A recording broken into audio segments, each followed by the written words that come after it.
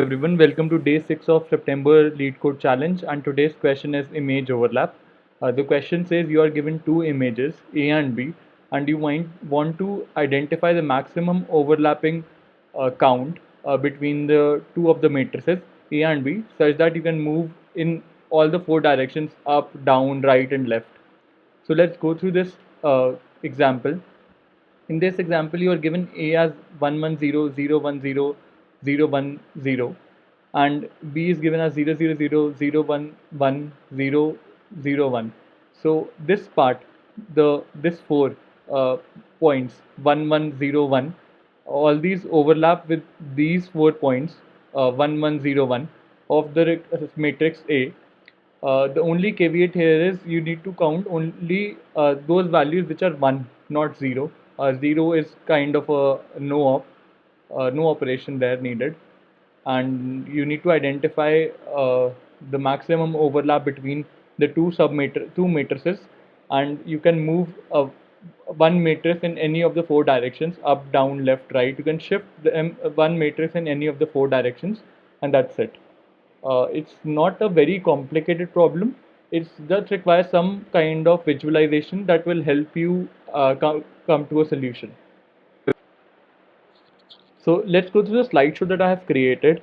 The question is image overlap.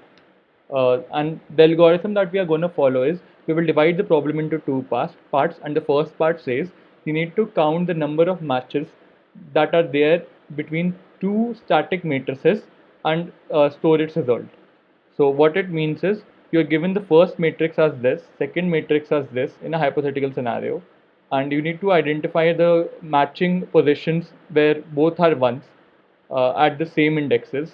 So this is one, this is one, this is one, this is one, and similarly the bottom one, this and this. So the maximum count between these two is 3. If you are able to code this up, half of your work is done, half of the logic is you have already written it. The second part of the problem says you need to slide one of the matrix across starting from the zeroth ij index to the bottom of the ij index. You need to think of something like this. You have a static matrix here, and you are sliding the other matrix at various positions. So this is the first position. This is my second position. This is my third position. Like you are moving in right direction as well as bottom direction, and you are continuously iterating over and checking what is the match count for each submatrix possible. So that's it. If you are able to code this up, you will arrive at a solution. In this case, this is the same matrix as that was shown in the previous example as well. And we first checked for this overlap, then we moved the sliding window beyond, and this was the only remaining overlap. Then we shifted in the downwards direction, and this became the overlapping subarray, and we moved towards right then. So first you move towards right, then you start moving towards down. So right and down all together. And you will iterate through the complete matrix starting from 0 0. This window will start from 0 0 till the end of your matrix, len minus 1 to len minus 1 in terms of ij. The third part that is interesting is so the only thing that is left here is we have only considered two of the directions. That was one was right and the other was a down direction. What about the other two directions? How are we going to incorporate that? So I'll tell you a trick here. If you'll take one as a static matrix, let's take B as a static matrix and A as the sliding matrix.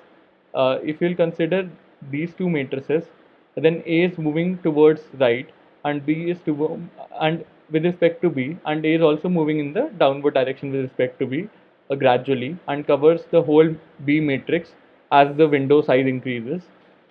If you will just reverse this thought process, let me just change the color.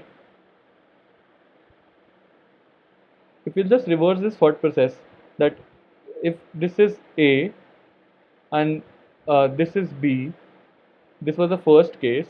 Let's assume this is the first case, and gradually A covers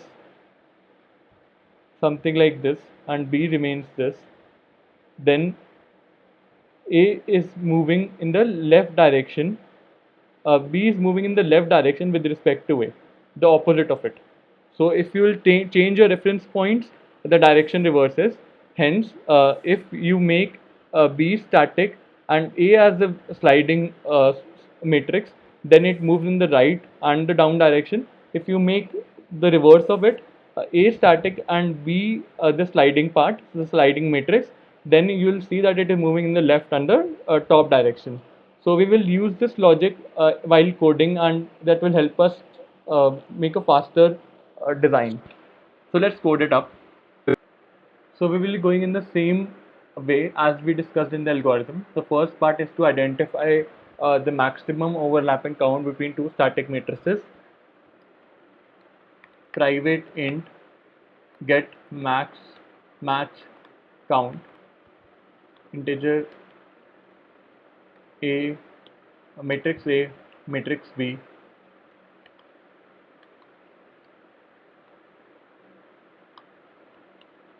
integer len equals to a dot length.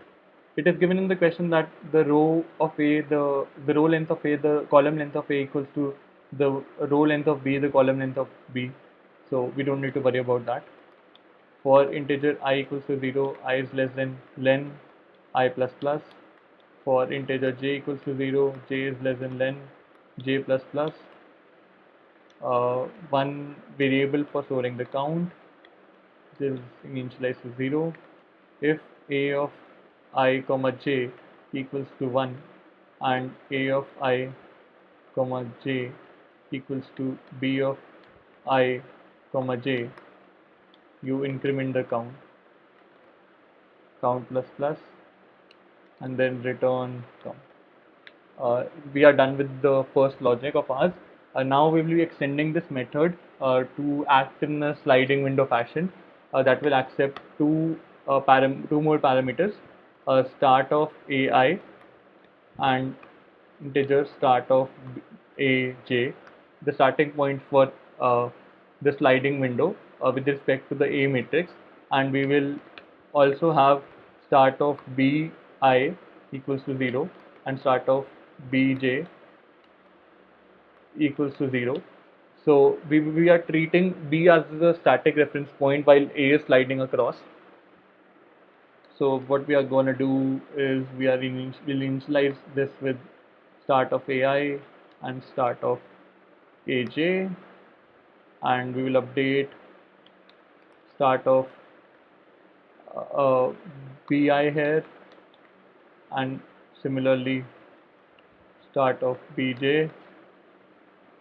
You will be updating A and start of BJ and BI counters as and when you move in the uh, slide over the matrix. So yeah, gonna do that. Yeah, this is done. So we are done with the first method, which accepts A matrix, B matrix, and the start and the end for the sliding window with respect to A as the with respect to B as your reference point. The time complexity for this is order of n square, since you are moving in looping across the matrix for one particular case, for one particular A of I or A of J value, start of A of I or start of A of J value.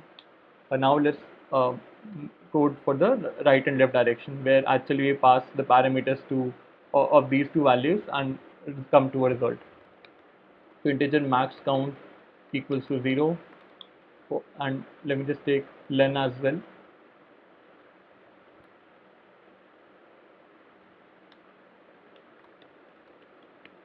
A dot len for integer I equals to 0, I is less than len I plus plus. For integer j equals to 0, j is less than len j plus plus, and max count equals to max dot max count comma get match count, and a comma b comma I comma j, and the other case would be A as the reference point, like this is the case for B as the static point, A as the sliding point. The other case is for B as the sliding matrix and A as the fixed one. We are done and simply return max count.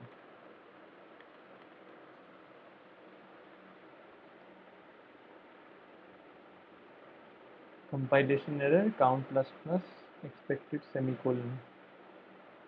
Looks like a typo. Oh, yeah.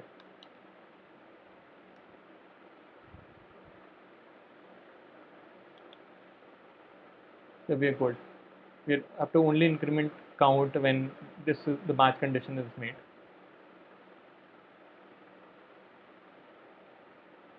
I got the correct answer here. Let me just submit it. Accepted. The complexity for this sliding approach is also we have two for loops here, and internally there are two for loops that are called. So the complexity turns out to be order of n4. It's simple. Two loops are here, and for each iteration you are calculating two more times. So the total complexity would be in order of n square into order of n square, and hence order of n raised to the power 4. Thanks for watching the video, and I hope I made it clear with respect to the solution that I proposed. If you have any doubts, feel free to get in touch.